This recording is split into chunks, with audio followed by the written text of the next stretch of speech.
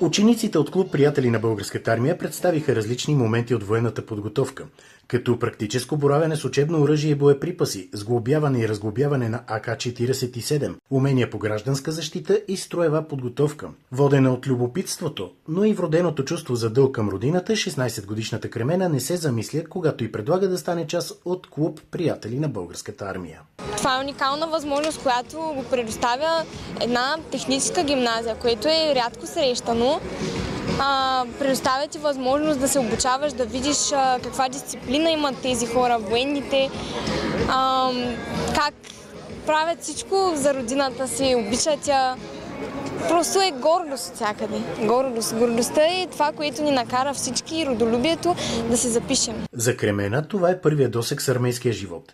Въпреки предизвикателствата, с които се сблъсква по време на военното си обучение, за разочарование дори не може да се говори. Напротив, замисля се сериозно за кариера в армията. Смея да кажа, че имам някакви интереси да се занимавам и в бъдеще и това е много хубаво, защото учи младите хора от толкова ранна възраст на такива неща, които в днешното поколение доста се забравят. С много неща се сблъскваш, с военно обучение, с полева подготовка. Ходили сме на обучителен лагер на палатки, където имаше един ужасен дъжд до колената.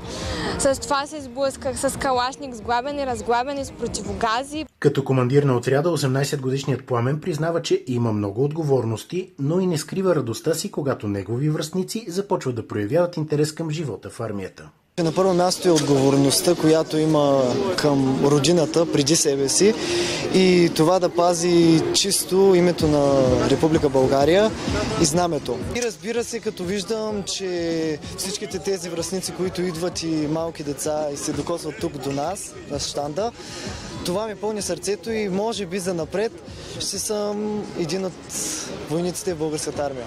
По време на демонстрацията Военно окръжие Габрово бе подготвило и щанд с информация за възможностите за кандидатстване в армията. Решихме да организираме това мини събитие с цел да се запознаят граждани, деца с учебно въоръжение, което имаме образци при нас в окръжието, да могат да се снимат, да го пипнат от първо лице, да получат информация за техническите данни, с което смятаме, че така ще им бъде интересно да се запознаят с част от българската армия и съответно с щанда, който предлагаме, да предоставим информация на потенциални кандидати, които желаят да кандидатстват за военна служба в висшите военни училища, в военните формирования от българската армия, да предоставим информация за възможностите, изискванията, които имат, изпитите, които трябва да положат, с всякаква информация, която би ги интересувала.